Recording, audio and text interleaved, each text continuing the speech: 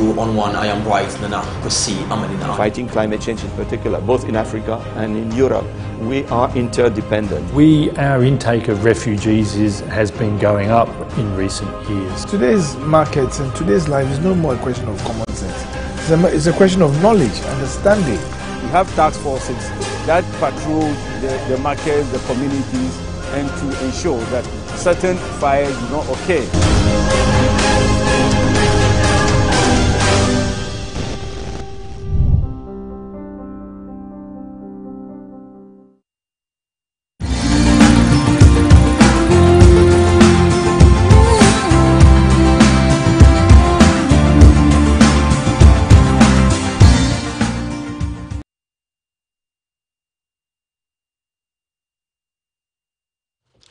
Okay, beautiful. Welcome back from the break, and thank you, Pamela, for that particular segment, and Bright Ameni also for that business blog. Here we are on Tuesday Wahala. Today we're looking at 1 year down the lane. Major Mahama demise after his death is 1 year exactly today that gruesome murder was meted out to that young promising man, and issues have come up across board. We've had people getting disappointed in the way the process has been. Others feel that our security apparatus are not up to their game. What actually is about mob injustice that is happening in our country? In this vein, the family has launched a campaign against this particular act of violence, and so you cannot take the law into our own hands and behave anyhow in acting instead of dealing with issues in that regard. Here also, others are saying that the questions are being, have people lost their trust in the security apparatus? How adjudication of justice has been, where people issues come up in matters regarding corruption, thievery and issues like that, and how the police take it up.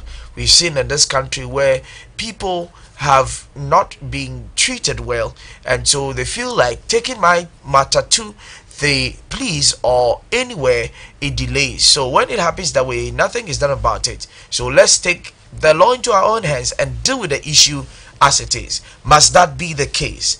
And because of this, we lost this gentleman, and 1 year we are mourning and still here looking at the issue happening. The father keep lamenting. I keep seeing my son every time. He's not in good mood. He's crying. He's in bitterness and all that. We have a video on Major Mahama. That major rank was given to him by the president after his demise. So let's go for that video, and when we come back, I have a couple of videos to show you, and then we have some tete-a-tete with you. So do stay and enjoy this video. Why I want to contest for Nasara community? You know, Nasara as a wing have so many problems. Look at the generational capacity. In 2007, when we were met with the energy crisis, And it's dark in color. You know, this one is very.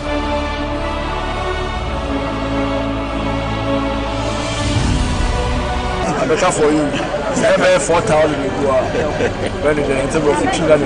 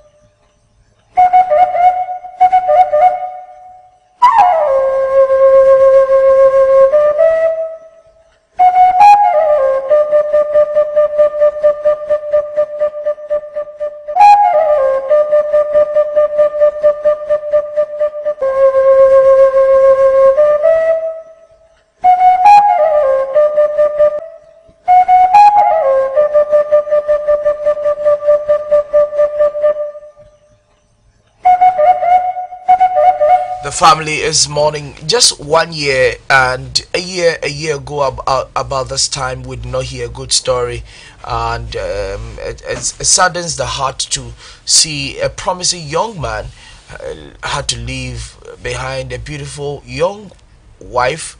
And then let's go for this particular video for you to see the act of mob injustice.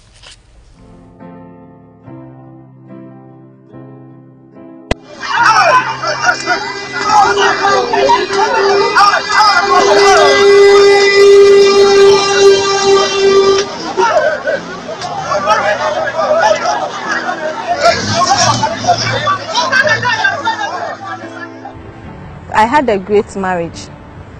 I used to speak with my husband many times in the day. Even when he's out on duties, we are always communicating. And when the duty is close to the house, I'll make sure I prepare food and he'll find a way of getting it. So we're very close. So when he went away, I was always doing videos, short videos, and then sent to him. So it was like we were still close, but although he was away, I mean, the connection was there. So yes, it has affected me. Sometimes I cry a lot in the day. Sometimes I just reflect, and other times I concentrate on the happy times we had. So I go through a lot of phases in one day, but God is keeping me. All of a sudden, there's no daddy to take them to school, no daddy to send them to the tennis court, no daddy to send them swimming, no daddy to play around with them. It has affected them. Just this morning, Jaden was saying that his father is not dead and that he's a Spider-Man. But usually when they ask of him, I tell them he's in heaven with God. And they'll say, okay. But later Jaden will say he's waiting for his father to come and pick him to school or to the tennis court. Or it's just, it has affected us seriously. But we are managing. My husband was someone who always brightened up the corner, whether the place was dark. He would just, anywhere he enters, the place will be fun. He will crack jokes, people will laugh, and he will serve.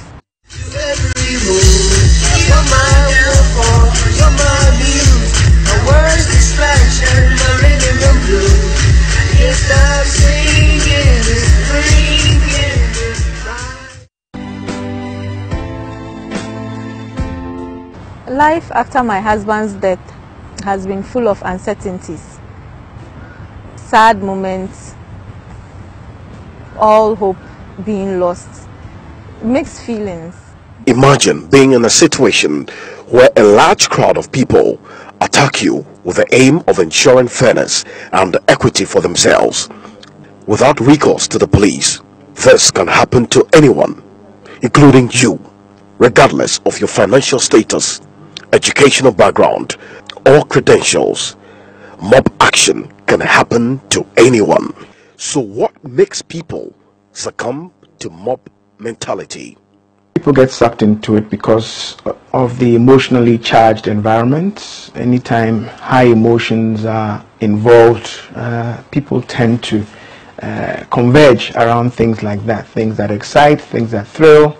Clinical psychologist Notedia blames the media for promoting unnecessarily heightened tempered discussions. I see a lot of unnecessary, uncalled for passion, high emotion in radio stations. Somebody's banging the table, especially the local language stations. You know, you listen to a normal sports discussion program, people are yelling at each other and they have microphones and they get so emotionally charged. We've had politicians, leaders regretting things they've said during a campaign or during an interview, just because they wanted to maybe score points or make a passionate point. We are allowing this to become the norm, and there needs to be a certain promotion of civil culture, you see, and unfortunately the media has not helped. Some people have suggested that mob action occurs in Ghana because of the lack of trust in the security agencies. The trust for police in Ghana is not consistent. It wavers. It depends on what happens. Sometimes there's a sudden wave of crime or upsurge of crime. It is reported in multiple media. So the perception is that, well, the police are not responding to that crime. According to Assistant Commissioner of Police David Eklu, there is no crime defined in the criminal code as mob action. I've been dealing with it because it is a crime. It is a crime. People have been arrested and charged for causing harm, for murder and assault. But you don't find an offense saying mob action.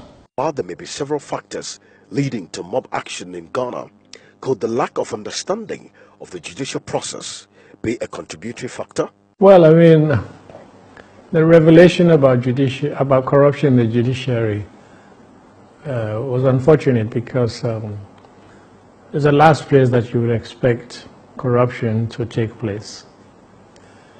But first of all, you must remember that it's a minority of the judges and magistrates that were implicated. And the announced expose also revealed that a number of judges rejected the offer of a bribe and even threatened to arrest the people who came to offer them a bribe. And then, of course, the Chief Justice took swift action in bringing those implicated to justice.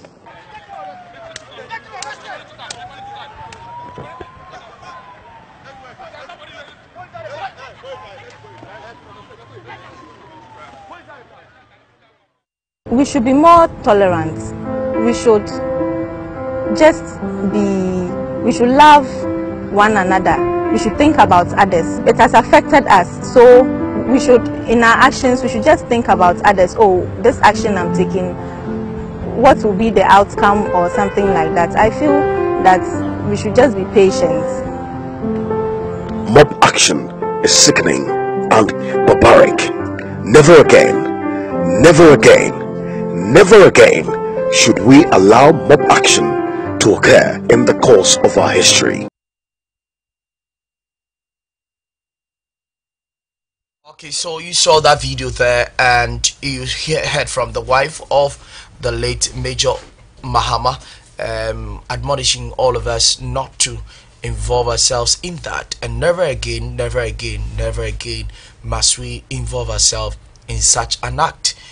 When you hear people shouting and calling on someone to be a thief or an armed robber, the first question you must ask, maybe it's mistaking of an identity for whatsoever reason.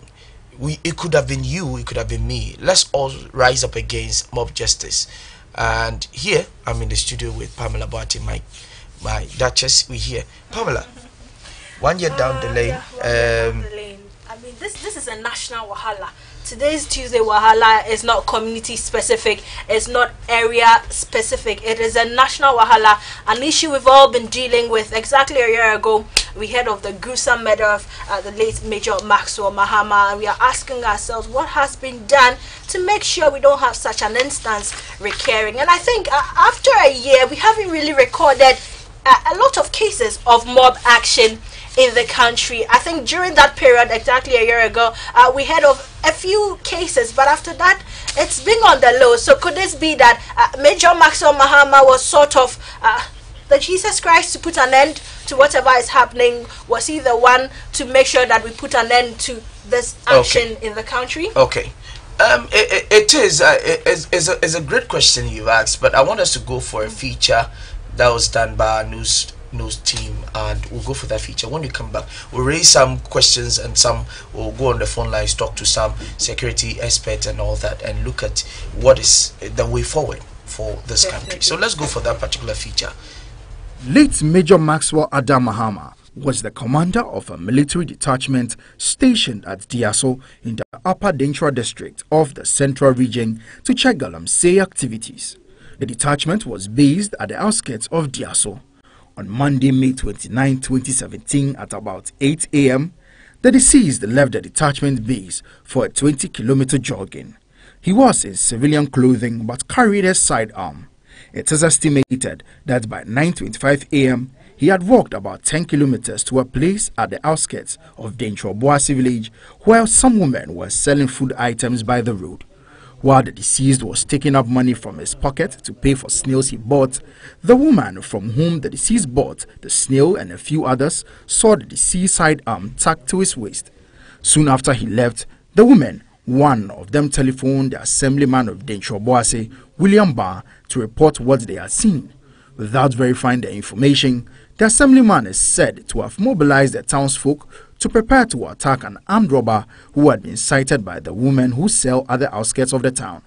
The assemblyman called a motor rider, who is popularly known in the town as Komoko, and together with one other called Kwesiba, a vulcanizer, proceeded to confront the deceased. By this time, messages spread that an armed robber had been sighted, and so other people had come around wielding all forms of offensive implements and started attacking the deceased. Police investigations established that the deceased jammed onto different motorbikes in an attempt to escape the attack, but to no avail. He was finally killed at about 10 a.m. Following the gory killing, police arrested 16 suspects, 7 out of whom were remanded by the court to police custody, and the rest presented to court on Monday, 5th June 2017.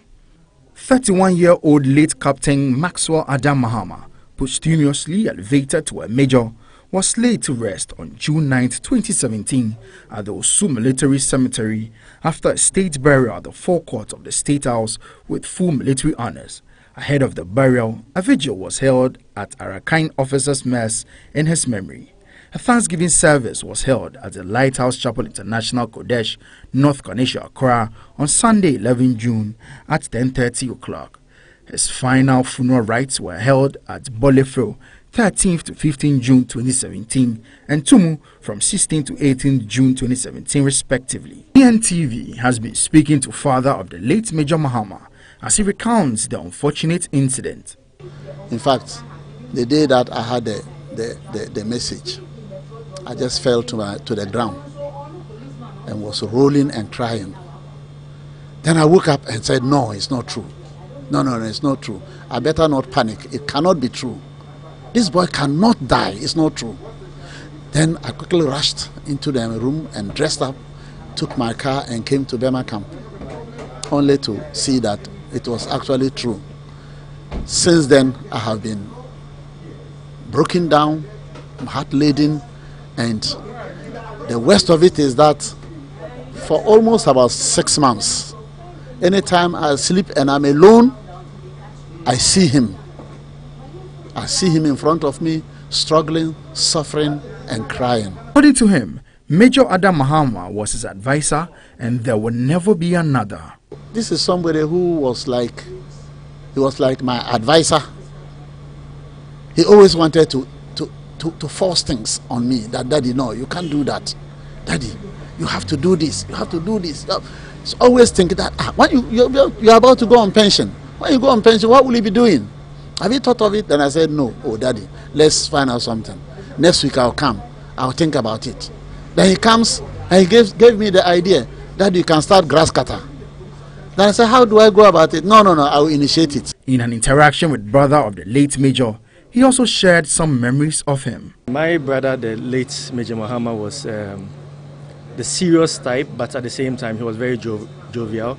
You know, he used to crack jokes and make everyone laugh. I'm a swimmer, and he taught me how to swim.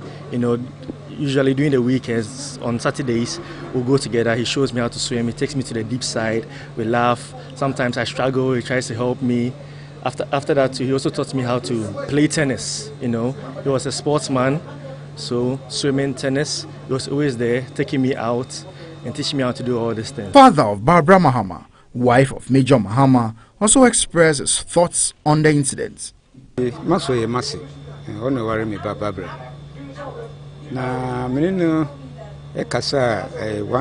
so Monday, on the 29th Monday, Sunday and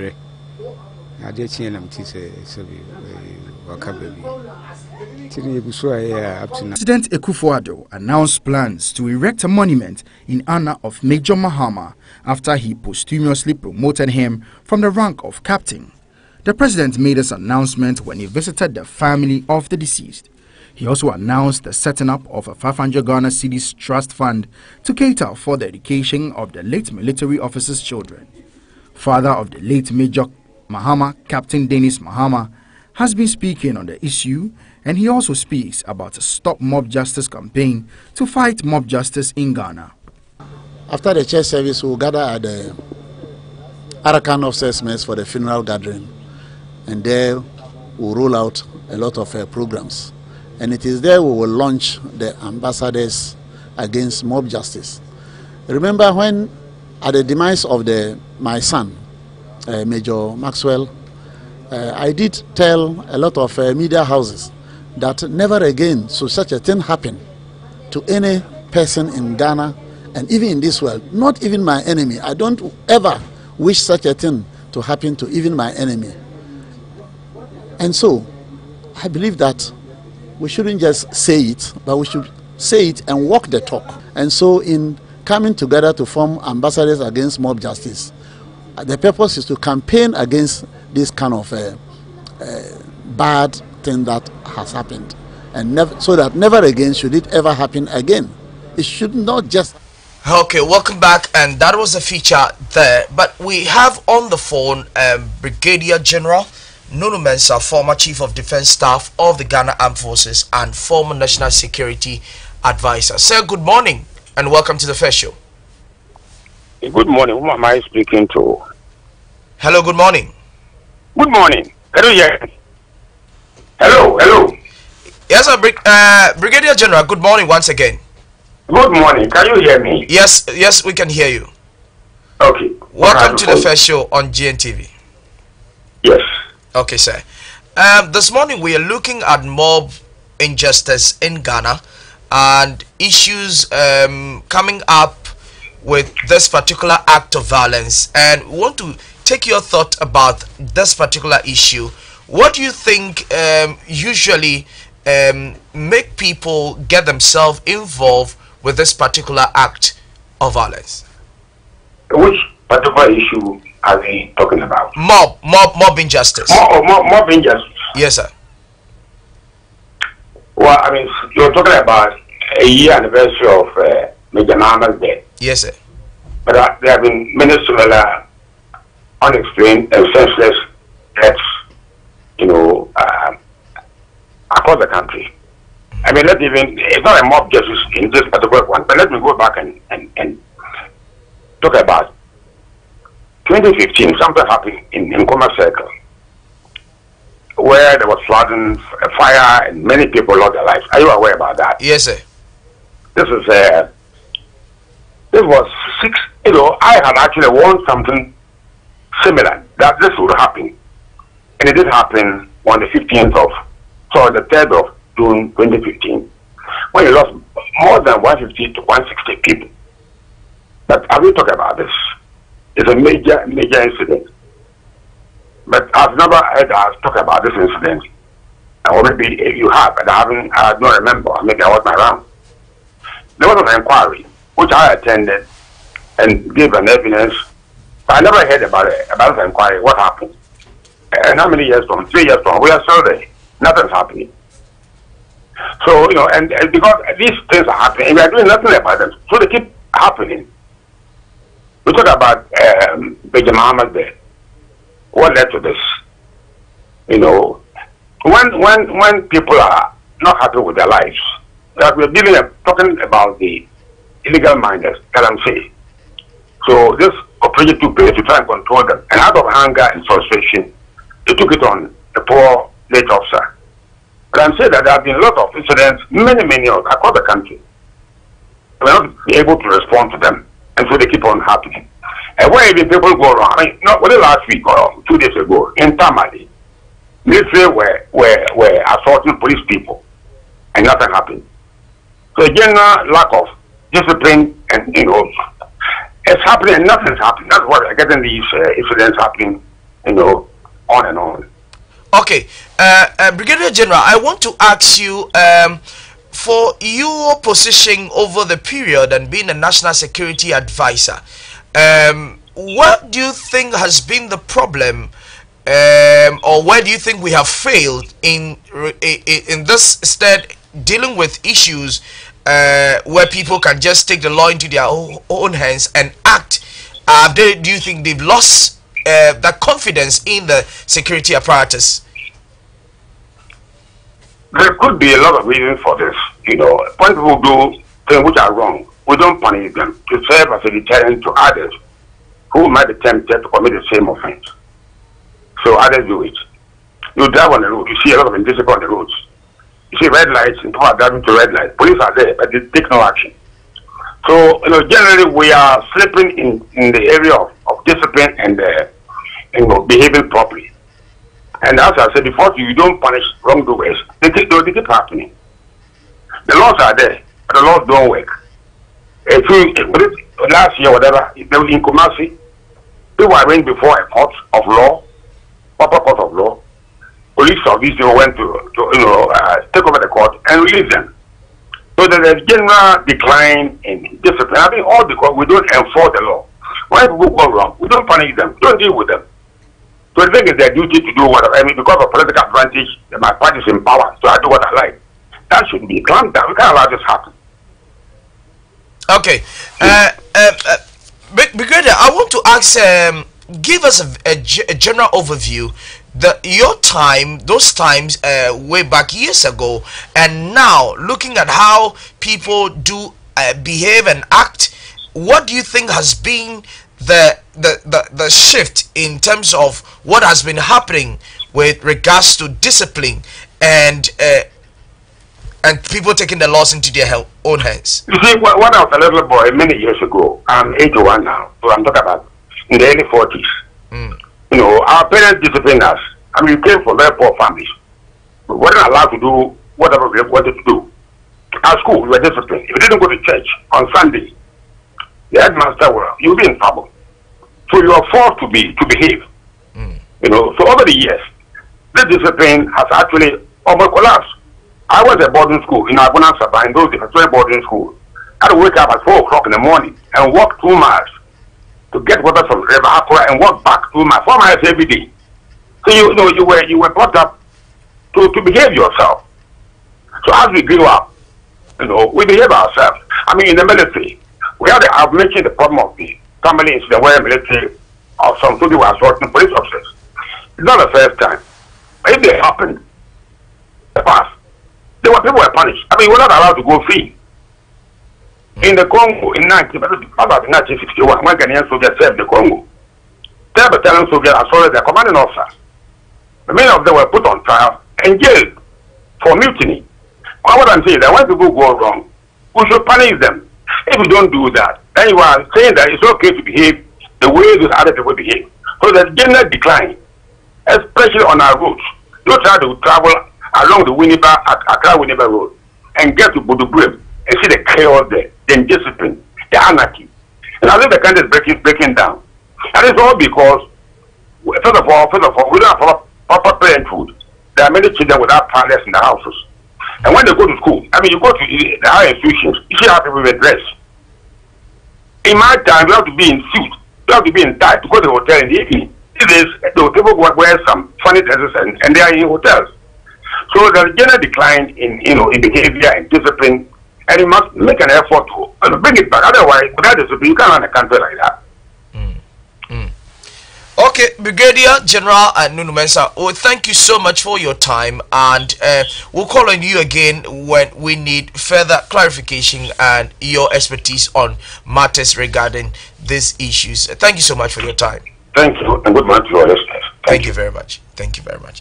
So that was Brigadier General Nunu Mensah, former Chief of Defense Staff, National Security Advisor. I mean, when people do the wrong thing, definitely you have to punish them. But of course, in a country where we practice democracy, everybody has the right to be heard. All the people who were spotted in the video a year ago have the right to be heard. That explains why some people have been left to go back to their homes, and some people are still being kept by the police. So everybody has the right to be heard, in as much as the person is obvious the person was involved in an indiscipline act. In a democratic world where the law works, everybody needs to be heard. That is how come the legal process is currently ongoing. When that particular incident happened a year ago, the town was so deserted, and so that this particular footage you will see on your screen is actually yesterday.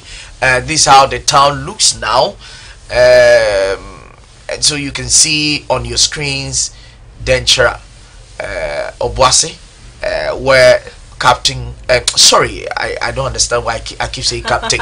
He was posthumously honored. Major Mahama was gruesomely murdered, and so that's the town there. And it looks like a ghost town still. Yes. It looks like a ghost town. I'm asking, where is everybody? I'm sure they got noticed that it's almost a year, so we are about hit our heels and run away before anything happens. The place looks so deserted. Yeah, it's a ghost town. And you see, this particular issue psychologically is going to affect people in the town, because what after the aftermath of the action and how the we can see people now. But even as they are walking, you can see that there's no vim in the walking. There's no because the invasion that happened in the town after the incident. Somebody moving out. Somebody's somebody's parking out. Oh wow! He's parking out. Yeah. Realizing that Nkoye. But you know, it hurts really, because this is something that's going to linger Shops on are forever closed down and ever, because you know BEC is fast approaching. Last year the same thing, BEC was fast approaching, and students and children were so much in fear.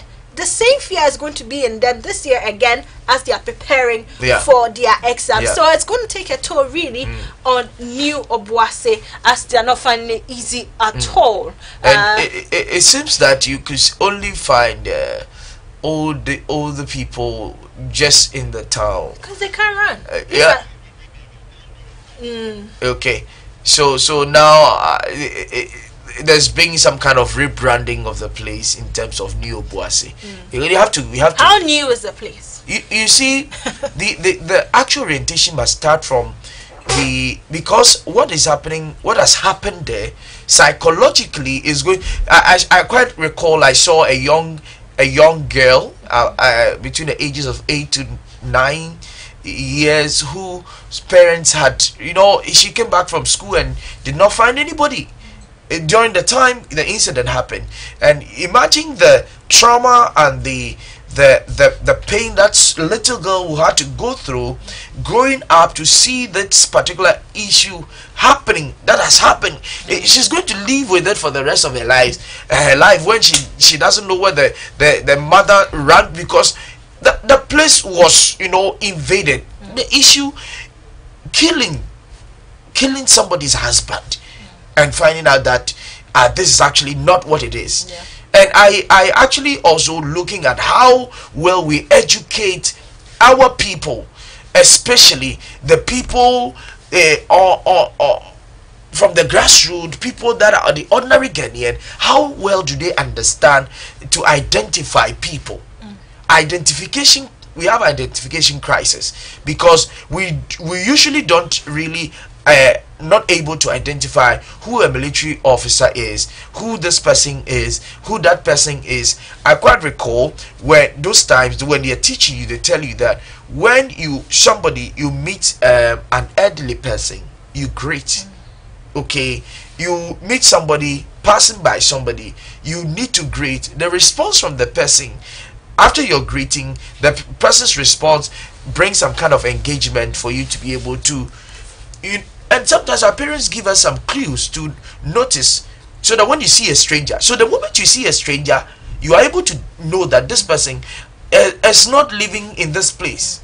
Now, coming back to where Major Mahama went to buy the snail, and then the woman saw the side arm, and then minutes after had to call the assembly. And calling the assemblyman. Okay, now if the woman is ignorant about this, what of you, the assemblyman? What happens? What happens to you, the assemblyman, And what would happen if you had checked all that you can do? Okay, not to cut you, but we've been joined on the line by Samira Abdul Karimi, who happens to be the PRO for the Ambassadors Against Mob Justice. Good morning, Samira. Good morning. Okay, you're welcome to the first show. Quickly, when did you set up this whole ambassadorial committee? Hello, come again. Can you hear me? Yes, I can. All right, so you're welcome to the first show. And quickly, let me ask, when did you set up this whole ambassadorial committee? Okay, Ambassadors Against Mob Justice was set up after the lead of the late Marco Adam Mahama, which occurred at the job was on the 29th of May 2017. So your group is more or less a year old. Sorry, your group is more or less a year old. Yes. Okay. Samira, if you could kindly position yourself well, we are getting a feedback. Kindly position yourself well. Sorry? Kindly position yourself well. We are getting a very bad feedback. You're getting feedback. Okay, we are good. We are good to go. So I'm asking, there's been this confusion. Okay, we are having issues with Samira's line, so I'm pausing. okay. Please go ahead.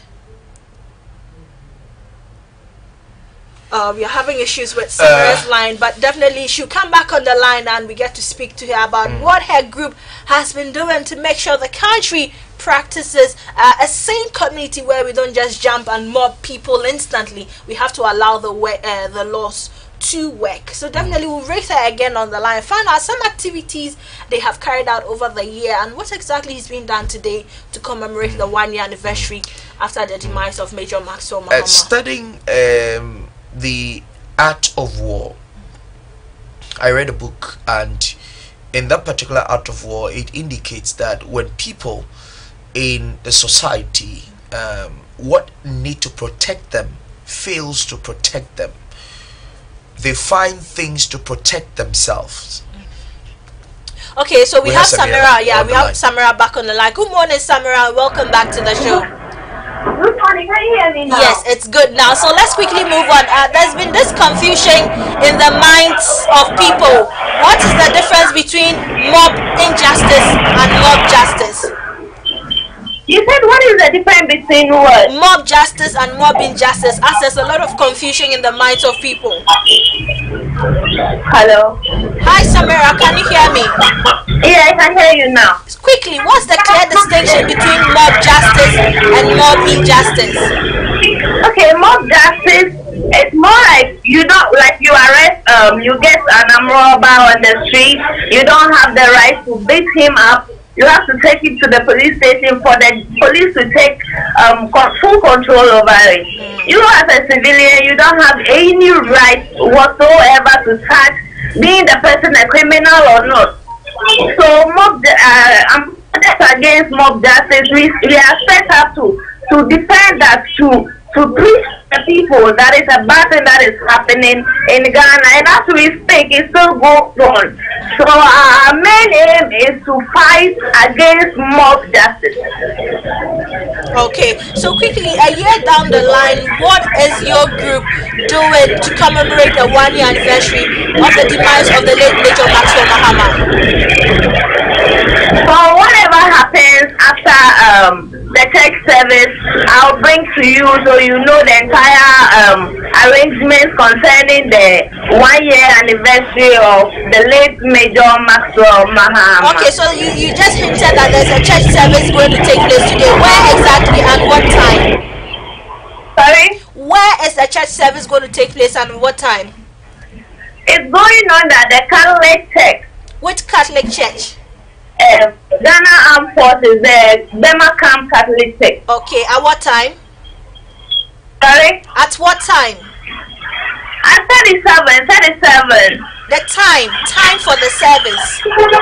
It's 7 it's not like a general church thing. It's the family affair. It's only the family that are gathered there for, prayers and all that. For this morning, every activity that's going on this morning is basically the family affair. Okay, it's basically the general public can join at 1:30. That is when the sword will started and everything. But before that, the family are now gathered here. Just a few outsiders that are allowed in to witness what is going on. Okay, all right.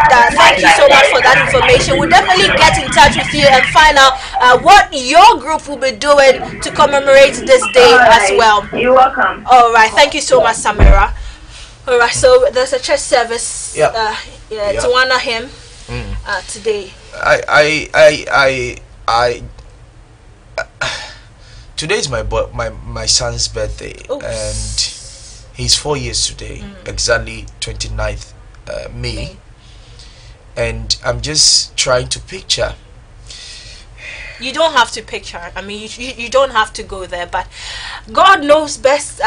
May God continue to keep Major Maxwell Muhammad's family, his father, his mom, siblings, and wife, particularly Barbara Muhammad, and children, those 2 sons of his. May God continue to keep them. It's not difficult. It's not an easy time for them. It's just like yesterday. I can just see the scenes of the video we all saw, especially that woman who was trying to light that matches. I mean, if it just flashes in my face like that. I not trying to get emotional, but it is. I just imagining anytime I get home, my son ran to me. And my son runs to me and says, "Daddy, I need this, I need that." And here, the moment he hears me knock the door, he runs and call him, "Daddy, Daddy is here." Mommy will say, "Who told you his daddy?" He said, "No, his daddy. Daddy is here. He knows my steps and he understands that Daddy is around." So imagine. He comes to open the door and it's not Daddy. Look at what the wife was saying. Jaden kept saying every time, "Daddy is coming to pick me." It's quite a sad thing to.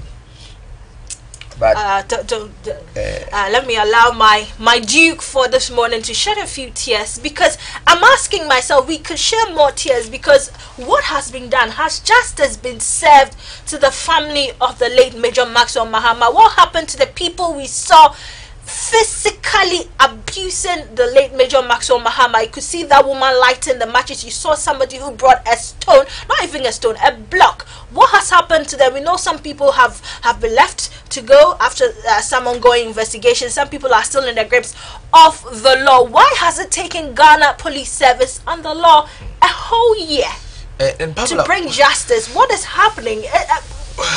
One of the things that we do forget is that as she was there accusing that one that you think has committed that offense, you've forgotten soon what you did few hours before you are hitting the person and accusing the person and attacking the person. The person may have gotten the chance, like yourself, would have been better off than you. So it always behoves on us to always look back that if it had not been an opportunity we had, or if it had not been some kind of grace or whatsoever that found us, you could have been in the position of that person. So when you feel that people are shouting and attacking somebody, or you feel this person does not merit to live, ask yourself, do I also merit to be alive? Indeed, some great questions we have to be asking ourselves. But have these people in New Obuasi been through some form of orientation? Have their traditional leaders been meeting with them to educate them?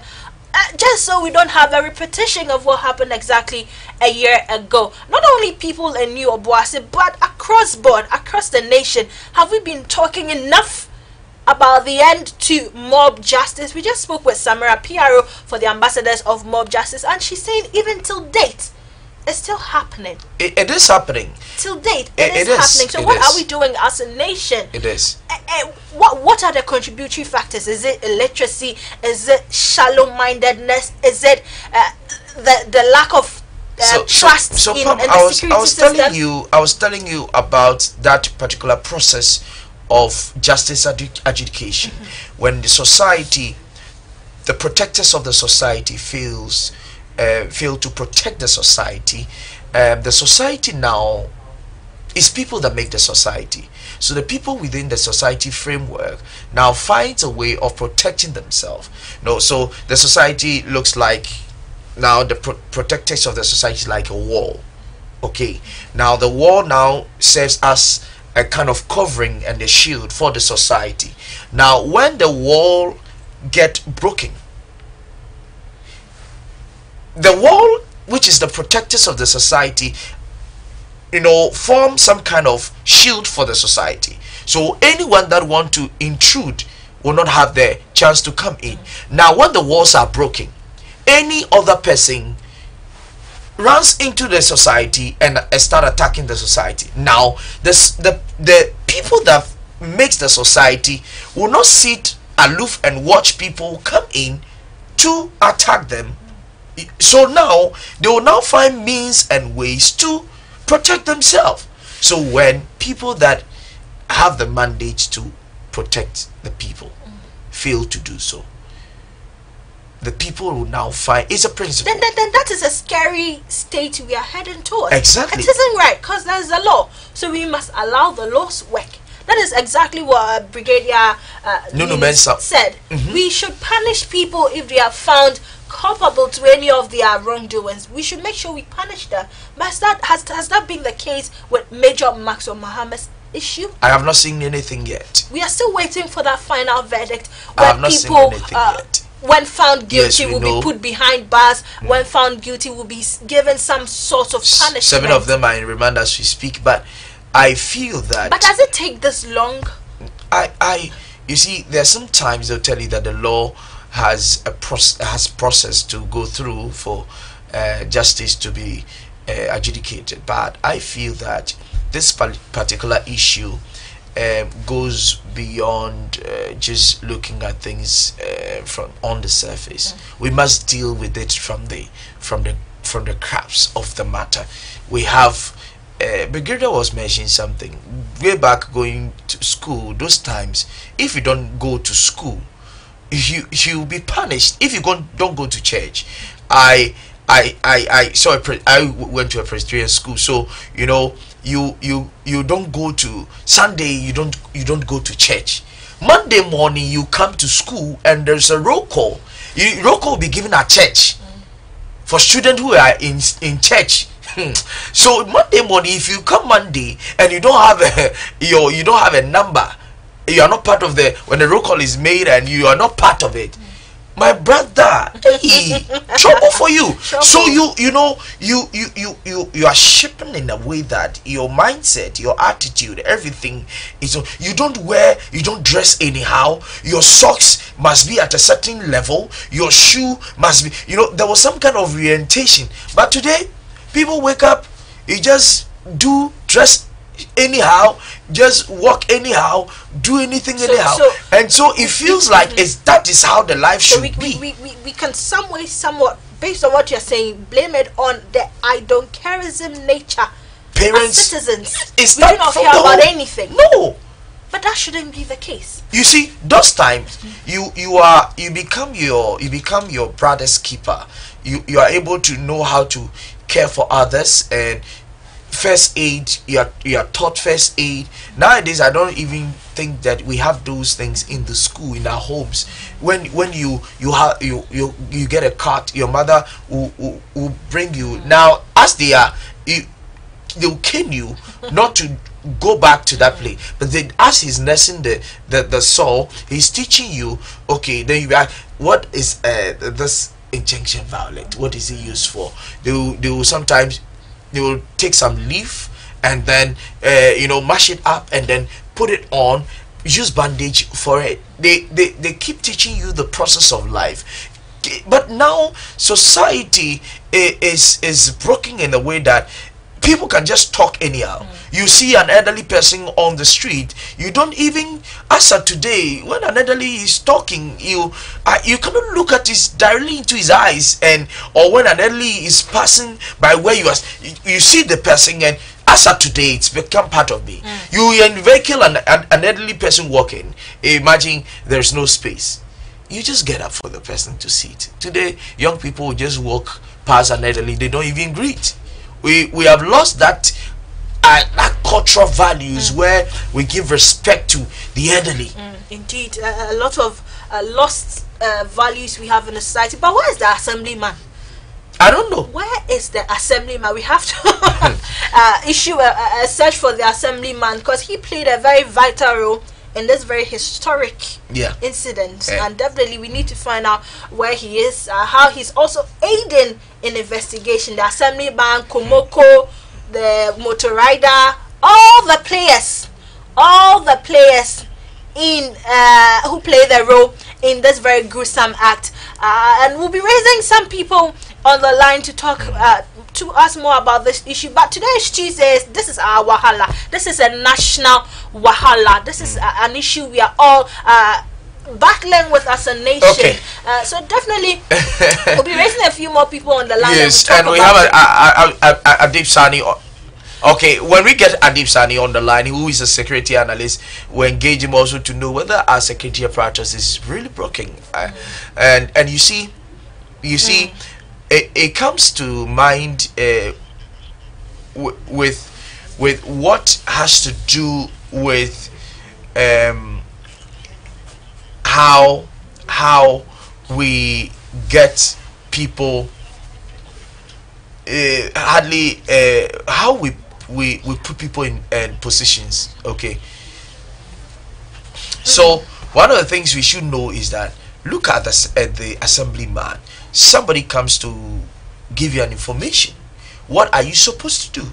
Do your background check. As a leader of a community or a society, you must be on top of your game, because when we the leaders fail to lead the people well, or we tend to become so favorable with matters and not deal with it with principle, it breaks the cracks of the society. I'm happy you've raised this issue, because whilst we are trying to reach authorities on the line, we just tried the line of the national PRO for the Ghana Police Service, Madam Bachman, and apparently she's asking us to bring a letter before she can talk to us on the phone. Just for a phone call to give us an update on how the Ghana Police Service is aiding an investigation to this issue. Madam Bachman, the national PRO for the Ghana Police Service, has asked for a letter for just a phone call. I wish this RTI bill was passed ASAP. It will block all of these blockades and obstacles for us getting information. I mean, there's been a lot of reports where people do not want to go to the police stations any longer because you're not getting the information they need, you're not getting the justice they need. So here is we the media trying to find information, and this PRO is telling us we should bring a letter for a phone call. And bringing a letter for a phone call, let me talk to Adib Sani, who is a security analyst. Who didn't ask for a letter? Who didn't ask for a letter to talk to us about matters concerning our nation. Good morning, Adib. Good morning, my brother. How are you doing? Very well, thank you. It's good to have you on the line again. Thank you. Okay, 1 year down the lane, we're looking at mob injustice with the issue regarding Major Mohammed's demise, and looking at the process and the speed at which the investigation had gone so far. What can you say about this particular issue? Well, a very good morning to your viewers. First of all, let me state that currently the case is shrouded in legal technicalities which I might not be able to dissect or dissect because I am not a lawyer. However, we are following keenly, especially we at the Justice Center for Human Security and Peace Building, taking into consideration the socio-economic and geopolitical dynamics in our society that give rise to mob injustice. Indeed, when the issue came up, we conducted a research, a survey of some sort. We spoke with a number of Ghanaians, and it would interest you to know that one of the biggest issues around mob injustice is law enforcement, because a lot of people have had a reason to believe that once you kill in the line of mob injustice of some sort, you have indicated or you are immune from prosecution because the person stole, the person is a criminal, so he deserves nothing but death. But a clear message would have to be sent out there to all and sundry that we are a country that is governed by the rule of law. We have processes and procedures to go by when dealing with such situations. And so you wouldn't have any reason to take the law into your own hands to perpetrate such injustice. So for me, this is a test case for us, and it's important that it's expedited and necessary action taken. Secondly, the second issue that came up is the fact that by the day people are losing confidence in law enforcement because we spoke with a number of young men somewhere around that institution, and they were very categorical about the fact that look, that's a thief, we hand him over to the police, and the next minute the person is roaming freely in town. So they don't have any reason to believe that necessary actions will be taken against these criminal elements, who some of them contend have been terrorizing them for far too long. So because of the inaction, they are forced to take an action, and in an attempt to do so, end up taking the law into their own hands. It raises some fundamental issues from law enforcement to the legal process. How protracted it sometimes is, and how when justice delayed it becomes or it morphs into justice denied, and how people get frustrated and disenchanted, and it all morphs into that belligerence. Okay, Adib, my final question, what do you think, why do you think is making people lose confidence in our security apparatus? Well, first of all, it has to do with the consistency of the law. For the law's work, it has to be consistent. It has to apply, in all situations. Okay? But if you have people feeling that when they do the wrong thing, they'll be left to the hook, it perpetuates impunity. And we all know the implication of impunity in a society like ours. Secondly, it has to do with our reaction to crime. In the 1980s, there was a theory that came up in the US of broken glass theory. It's simply based on the premise that as minor as our friend is, for a glass to be broken, if you don't give it credence, if you don't give it attention and investigate, the broken glass might morph into murder or something much more serious. So we really need to approach all security situations, all crime, as importantly as any other crime. Okay, you have people going to the police to complain. However, if they don't have money, if their cases don't go anywhere, allegedly, because in some cases you might have to pick a taxi to transport the police to the crime scene and all that. So all of these issues is added up to the loss in confidence. And thirdly, when Sewame still in 1876 put together the Metropolitan Police in the UK, he came out with 7 principles that today we call the 9 period principles of modern day policing. And it actually sets the benchmark for all best police practices across the world.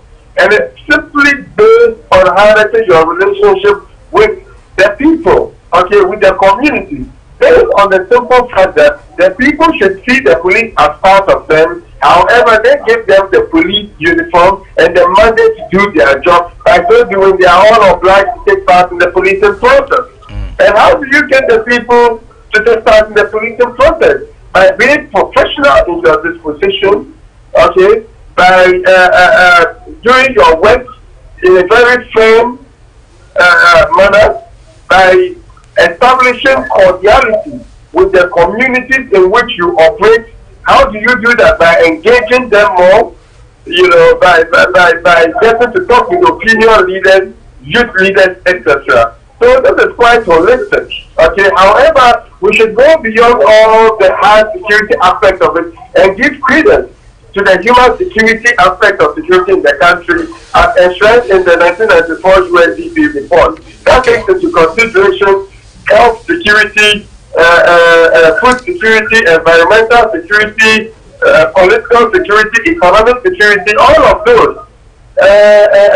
It's premised that once security is harnessed at the individual level, it is harnessed at the state level or at the national level. So let's give attention to all of the elements of security, and I'm sure that going forward, we should be able to make progress. Okay. Adib Sani, thank you so much for your time and joining us on the first show this morning on GNTV. Thank you so much for your time. Thank you. Okay, so that was Adib Sani, the security analyst, indicating clearly that certain factors, few factors that have resulted in people losing confidence in security. And a very, very common factor that runs throughout brigadiers and Adib Sani's is justice not being served, or the laws not taking its full course when people do the wrong things. We do not discipline people. We do not fine people when they do the wrong things. Are the laws really working?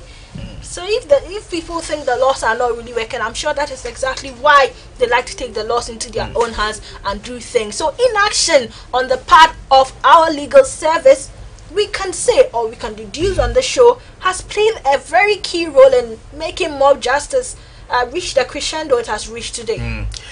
Reaching that point, I want to go to, we have a video for you, the wife of Major Maxwell Mahama, how she's faring after this particular incident over this period. Let's go for that video.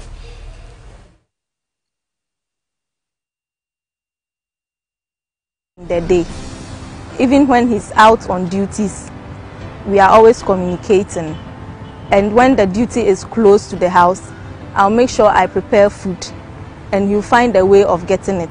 So we're very close. So when he went away, I was always doing videos, short videos, and then sent to him. So it was like we were still close, but although he was away, I mean, the connection was there. So yes, it has affected me. Sometimes I cry a lot in the day. Sometimes I just reflect, and other times I concentrate on the happy times we had.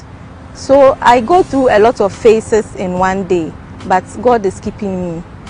All of a sudden, there's no daddy to take them to school, no daddy to send them to the tennis court, no daddy to send them swimming, no daddy to play around with them. It has affected them. Just this morning, Jaden was saying that his father is not dead and that he's a Spider-Man. But usually when they ask of him, I tell them he's in heaven with God. And they'll say, okay. But later, Jaden will say he's waiting for his father to come and pick him to school or to the tennis court. Or it's just, it has affected us seriously. But we are managing.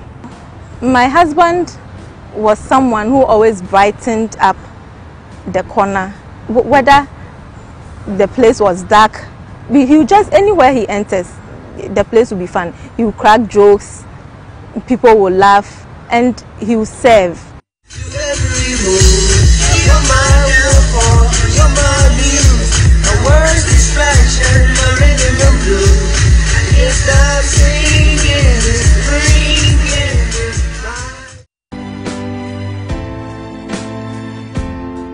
Life after my husband's death has been full of uncertainties, sad moments, all hope being lost.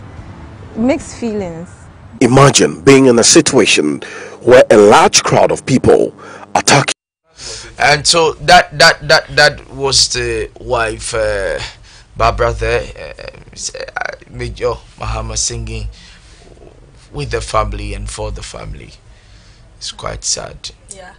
Barbara, I must say, we must commend Barbara, really. She appears to be a very strong woman. What else can she do? She just has to be strong for her two boys, because they are the only ones they've really got at this time. She has to be strong for the family. So Barbara, wherever you are, I know you are at the parish having a 1-year service at the church, but wherever you are, we pray with you, we pray for you and for your family as well, for God to continuously give you strength. Okay, so we have our colleague Bright Nana Kwesiameni, who happens to have joined us on the phone lines as he finds himself at the Burma camp where the church service is currently going on in memory of the late Major Maxwell Mahama. Bright, good morning and welcome once again to the show. Good morning, Pamela. So tell us what exactly is happening at the church in Burma camp this morning. And so the church service, the worship service has come to an end, and we have all joined a convoy on our way to the cemetery where he was buried last year by this time, to lay rest and also continue with the rest of the occasion for today as we mark the 1-year anniversary of the late Major Adams Maxwell Mahama. Okay, so who can you spot around the family who is there, and also aside the family, which other prominent personalities have joined the family? And so, as it was expected, every member of the family is present, from the brother Michael Mahama to the father, retired Captain Benis Mahama, to the wife Barbara, to the mother, and to anybody who concerns when it comes to this particular issue. It was a national issue anyways, so the crowd over here has been massive, and I must say the support that was given to him last year by this time, it's being seen again, the same thing here today as well. And so we are still on our way to the cemetery to lay the wreath and see what comes up next. And I'm being told that there's going to be an unveiling of a monument. And so I'm still going to give our viewers an update on that and whatever that comes out from today being the 1-year anniversary for the late Major Mahama. Are his kids around? Hello? Are his kids also around? I can't hear you clear. Are his kids also around? His 2 kids, are they also present? I'm yet to see any of them actually. I've seen the wife, the father, Barbara's father, and the siblings and all that, but I'm yet to spot any of the kids around here. Okay, let's look at some prominent persons who have joined the family this morning. Have you spotted any political persons, anybody we need to know about? Hello, Bright. Okay, so we have just lost Bright, but the convoy with the family, we'll try and raise them pretty shortly so we can get more answers. But apparently the church service has ended and they are on their way to the Osu cemetery to lay a wreath on his grave, just to commemorate the day. And after that, a monument will be unveiled in honor of the late Major Maxwell Mahama. Definitely, I wish this monument was erected in New Obuasi. I just feel it should have been erected there, so the people in the community will know the harm they have caused the family. I just wish I think we should go and do something there. They should go and erect a monument there. You see, this particular thing would not ever. Okay, so Brad is back on the phone. Brad, sorry we lost you. I was asking if you've spotted political figures during the service. A number of prominent names have appeared over here to also explain the solidarity for the family as to the remembering 1-year anniversary of the late Major Mahama. A lot of them are here actually. And it's quite right, please reposition yourself. The feedback is quite worrying. Kindly reposition yourself. Okay, can you hear me? Bingo, we are good to go. Hello? Yes, please carry on. Bright, please carry on. Okay, so definitely you could hear the siren, the convoy as they are on their way to this. Bright, can you hear me now? Yeah, I can hear you. Yes, please position yourself well and then carry on with the information. Alright, so as of now we are somewhere around Osu, close to Osu, almost close to where the cemetery is. So we are still there together with the family and friends and sympathizers who are here today. And like the father told GNCV in the interview, it's strictly black. Because according to them, they are still mourning, and it's not like celebrating their life. They are still mourning the death of their son and the death of their loved one, Major Muhammad. So everybody here is in black. And that's the situation us announced this morning. All right, Brad. As I asked earlier, have you spotted any public figures, any prominent personalities who have joined the family? We've got here not too long, and so I'm here to see any of such eminent people. But I've spotted a couple of industry persons. Our colleagues from the other media house are here and take coverage. But I'm here to spot any of our governors or our listeners here this morning. But we go here not long. Okay, all right. So you currently have been joined by somebody on the grounds to give us more information. Carry on with that as we feed our viewers. Exactly.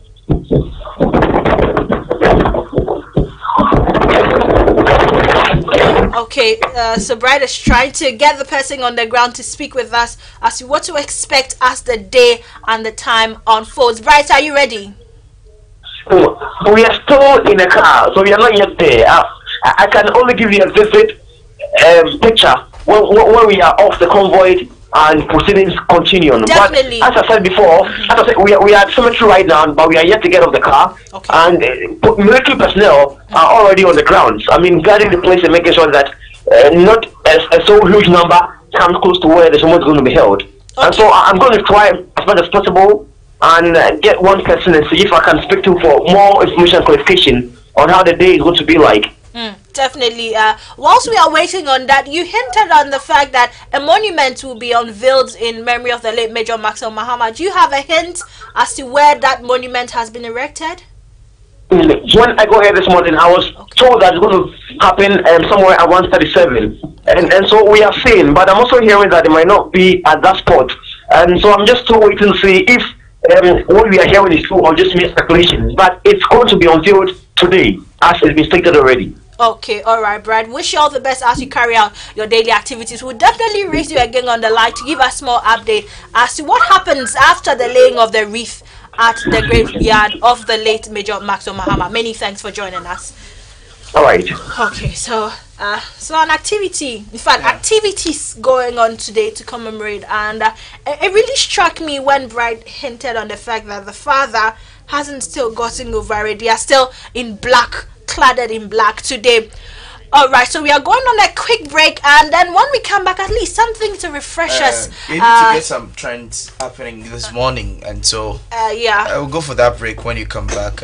Morning trends is up next. That just will be here. All right, we'll be right back. Look at the generational capacity.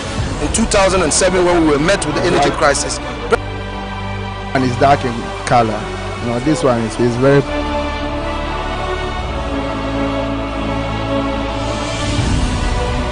Better for you. 4,000 you go out. When the